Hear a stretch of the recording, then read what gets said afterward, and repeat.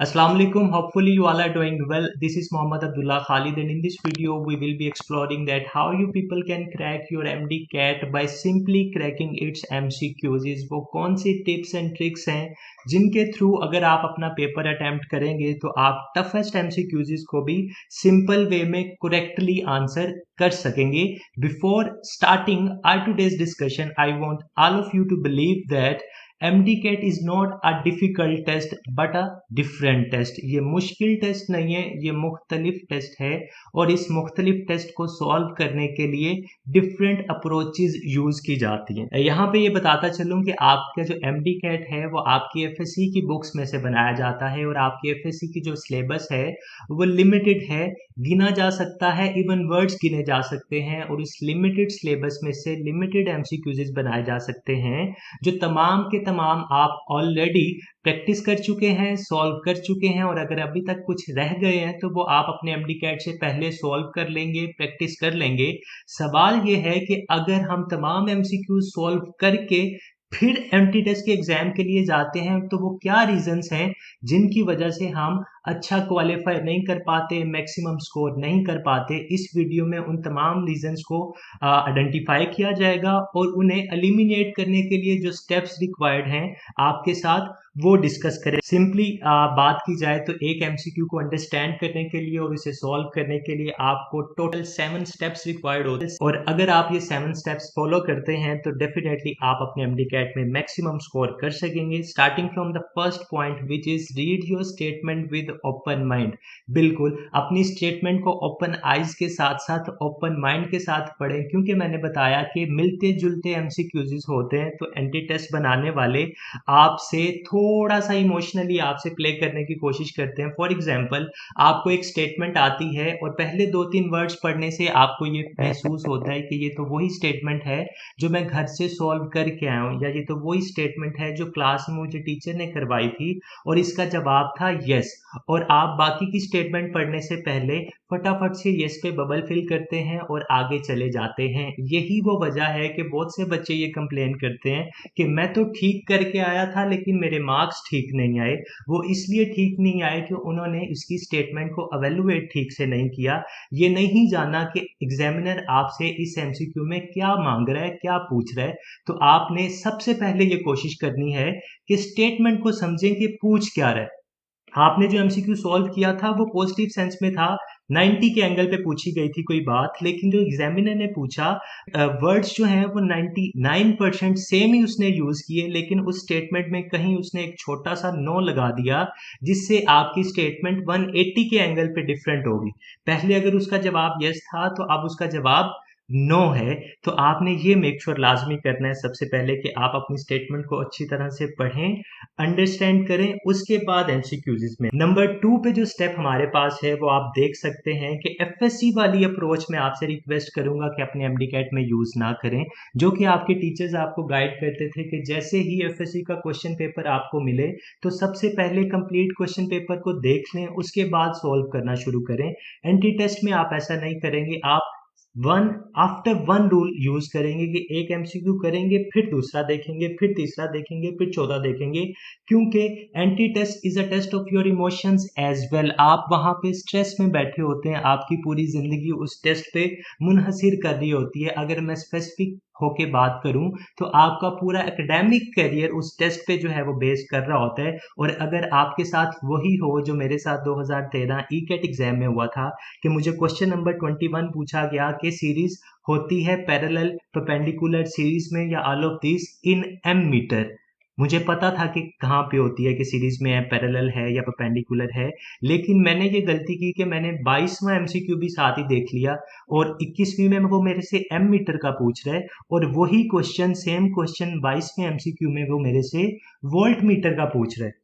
अब दोनों इकट्ठे जब आ जाते हैं तो उस सेंटर में बैठ के मैं उसे थोड़ा सा कंफ्यूज करता हूँ, थोड़ा सा उसे और सोचने की कोशिश करता हूँ और उस स्ट्रेस में मैं परेशान हो जाता हूँ और भूल जाता हूँ कि वोल्ट मीटर में पैरेलल होती है या एम मीटर में पैरेलल होती है। तो ये इमोशनली आपको ड्रेन करने की कोशिश करते हैं और इसका सिंपल वे ये है कि आप एक एमसीक्यू को पढ़ें, उसे सॉल्व करें, उसे ख़त्म करें, फिर अगले एमसीक्यूज़ की तरफ आप बढ़ें। स्टेप नंबर 3 की बात करें तो आपने कीवर्ड पे फोकस करना है, क्योंकि टाइम भी लिमिटेड है हमारे पास, टाइम बचा के चलना है। हम ये करते हैं, स्टेटमेंट पढ़ते हैं, उसके बाद ऑप्शंस देखते हैं और फिर दोबारा से स्टेटमेंट पढ़ते हैं कि पूछने वाला पूछ क्या रहा है। तो मैं ये आपको रिकमेंड करूंगा कि आप स्टेटमेंट पढ़ें, उसमें से कीवर्ड निकाल लें कि पूछ क्या रहा है, उसके बाद ऑप्शंस की तरफ जाएं, ऑप्शन ए की तरफ कि ये हो सकता है या नहीं हो सकता, ऑप्शन बी हो सकती है या नहीं हो सकती, सी हो सकती है या नहीं हो सकती, डी हो सकती है या नहीं हो सकती, ताकि आपको बार बार स्टेटमेंट ना पढ़नी पड़े और आप अपने टाइम को बिला वजह ज़ाया ना करें। स्टेप नंबर 4 की बात करें तो इसे मैं हाईलाइट करूंगा या इसकी हेडिंग ये रखूंगा कि don't act like a stupid. हम क्या करते हैं, आपको फॉर एग्जांपल एक न्यूमेरिकल आता है आप फिजिक्स का, और आपको उसका फॉर्मूला सॉल्व करते हुए भूल जाता है, पूरा फॉर्मूला नहीं भूलता, कुछ हिस्सा भूलता है कि इसमें पॉजिटिव था, प्लस का साइन था या नेगेटिव का साइन था, मल्टीप्लाई हो रहा था ये फैक्टर या डिवाइड हो रहा था। स्ट्रेस में बैठे इतनी मिस्टेक आप कर सकते हैं, इतनी कंफ्यूजन आपके दिमाग में आ सकती है। इसमें स्टूपिड बच्चे क्या करते हैं, कहते हैं कि जी एमसीक्यू की स्टेटमेंट मेरे सामने है, जवाब भी मेरे सामने है, फॉर्मूला भी मुझे थोड़ा थोड़ा याद आ रहा है, तो मैं उस फॉर्मूले में वैल्यूज पुट करके देखता हूँ, अगर तो जवाब ऑप्शन वाला आ गया तो ठीक है, अदरवाइज मैं अपने फॉर्मूला को चेंज करके दोबारा से सॉल्व कर लूंगा। तो ये हरकत आपने बिल्कुल भी नहीं करनी, क्योंकि एमसीक्यू जो होते हैं उनकी जो ऑप्शंस होती हैं वही तो आपको किल कर रही होती हैं। वो तमाम गलत तरीकों से सॉल्व करते हैं उस फार्मूला को, जिस गलत तरीके से बच्चा सॉल्व कर सकता है, और तमाम को ऑप्शंस में रखते हैं ताकि आप गलत सॉल्व करें और उसके बाद कॉन्फिडेंटली बबल फिल करें कि मैं तो न्यूटन हूँ।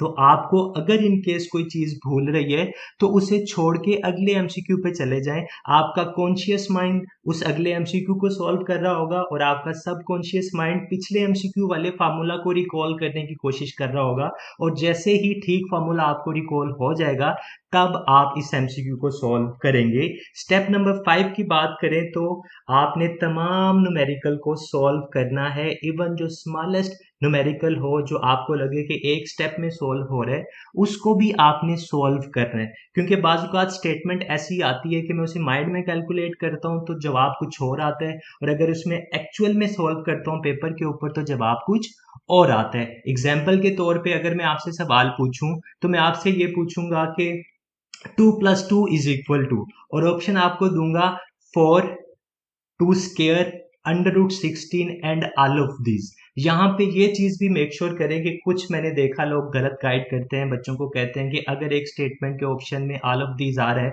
तो इसका 99% चांस होता है कि all of these he correct answer है। ऐसा नहीं होता, आपने तमाम ऑप्शंस को अवेलुएट करना। सवाल मैंने आपसे पूछा, अगर आप सॉल्व किए बगैर इसे अटेम्प्ट करेंगे तो सब बच्चे क्या आंसर लगाएंगे, ऑल ऑफ दीज।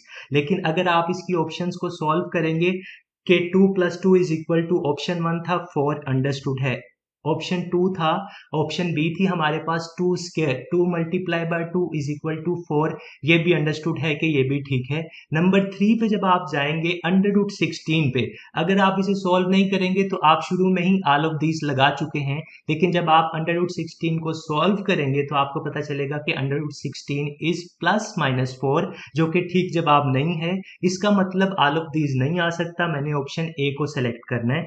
तो ये मैंने आपको सिंपलेस्ट एग्जांपल दी है।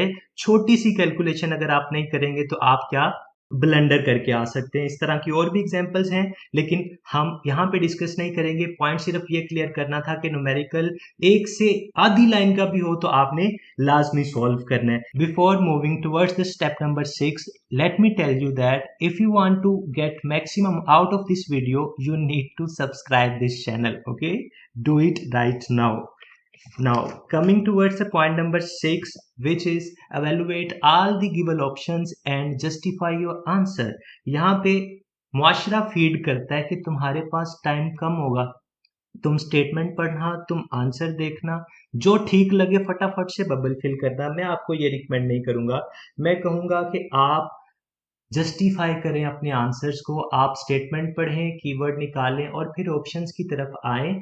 ऑप्शन ए अगर ठीक है फिर भी ऑप्शन बी देखें कि ये भी तो ठीक हो सकती है, सी भी तो ठीक हो सकती है, डी बेस्ट ऑप्शन भी तो हो सकती है। तमाम ऑप्शंस को देखें और यहाँ पे अगर मैं सिंपलेस्ट एग्जांपल आपको दूं जो कि 2013 में ई कैट के पेपर में आई थी, एटम इज कंपोज्ड ऑफ, और पहली ऑप्शन थी इलेक्ट्रॉन। मुझे मुआशरे ने यही फीड किया था टाइम कम होगा फटाफट से बबल फिल करना, मैंने इलेक्ट्रॉन का बबल फिल किया और आगे चला गया, और खुदा कहता है कि मैं दुनिया में तुम्हारी गलतियां तुम्हारे सामने लेके आऊंगा। जैसे ही मैं अगले एमसीक्यू पे गया तो मेरी नजर पड़ी ऑप्शन डी पे, proton, option C neutron and option D all of this. इसका मतलब क्या है कि मैं आसान तरीन एमसीक्यू अपनी नेग्लिजेंस की वजह से गलत कर चुका हूं। और मसला इस बात का नहीं है कि मैं एंटी टेस्ट का एक एमसीक्यू गलत कर चुका हूं, मसला इस बात का है कि मैं वो एमसीक्यू गलत कर चुका हूं जो अरसलान का भी ठीक है। Arsalan stands for your best friend at that time. आपको पेपर सॉल्व करते हुए पता होता है कि ये एमसीक्यू मेरा ठीक है, अरसलान का भी ठीक होगा, ये एमसीक्यू मेरा गलत है, अरसलान का भी गलत होगा, उसे भी ये चीज़ नहीं आती थी, और ये एमसीक्यू मेरा गलत है उसका ठीक हो गया।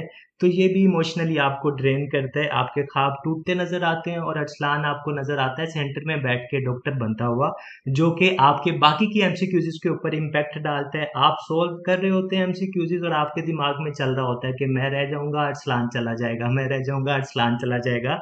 तो इस चीज से बचने के लिए आप अपनी ऑप्शंस को लाजमी जस्टिफाई करें। ऑप्शन ए ठीक है, नहीं ठीक, option B, option C, option D, why not alpha, why not beta, why Charlie and why not delta, चार की चार को वैल्यूएट करें, फिर अगले एमसीक्यू की तरफ जाएं तो गलती के चांसेस हमारे पास कम से कम होते हैं। पॉइंट नंबर 7 की बात करें तो मैं आपसे कहूंगा कि आपने एजुकेटेड गेस लगा के आना है। ऐसा नहीं करना कि जो एमसीक्यू आपको नहीं आता उसे आप चार में से कोई ना कोई ऑप्शन लगा के या कलमा पढ़ के या अक्कर बकर बम्बे बो पढ़ के लगा के आ जाएं।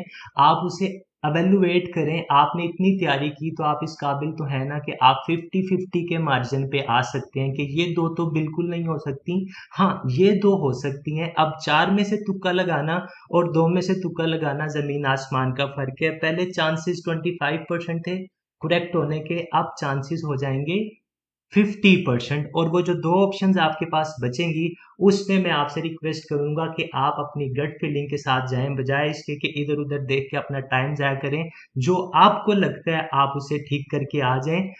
अगर तो नेगेटिव मार्किंग नहीं है, जो कि डेफिनेटली एमडी कैट में नहीं है, अगर कोई आप ऐसा एंटी टेस्ट दे रहे हैं जिसमें नेगेटिव मार्किंग है तो मैं आपको ये रिकमेंड नहीं करूंगा। मैं रिकमेंड करूंगा कि उस एमसीक्यू को छोड़ दें, क्योंकि इतनी आपकी किस्मत अच्छी होती कि तुक्का ठीक लग जाए तो आपकी किस्मत ऐसी ना होती कि आपको एमसीक्यू ही आसान आ जाता। Finally coming towards the conclusion, last but not the least, don't let them play with your emotions, follow your own sequence. आपका एमडी कैट है, उसमें मुश्किल एमसीक्यू भी हैं, उसमें आसान एमसीक्यू भी हैं, उसमें मीडियम कैटेगरी के एमसीक्यूज भी हैं। अगर आप एग्जामिनर का सीक्वेंस फॉलो करेंगे तो पहले 10 अगर मुश्किल आ गए या पहले 5 अगर मुश्किल आ गए और आप उन्हें सॉल्व करते रहे करते रहे करते रहे, तो एक तो आपका टाइम ज़ाया हुआ, दूसरा आप स्ट्रेस में चले गए कि मुझे पहला भी नहीं आता, मुझे दूसरा भी नहीं आता, मुझे तीसरा भी नहीं आता।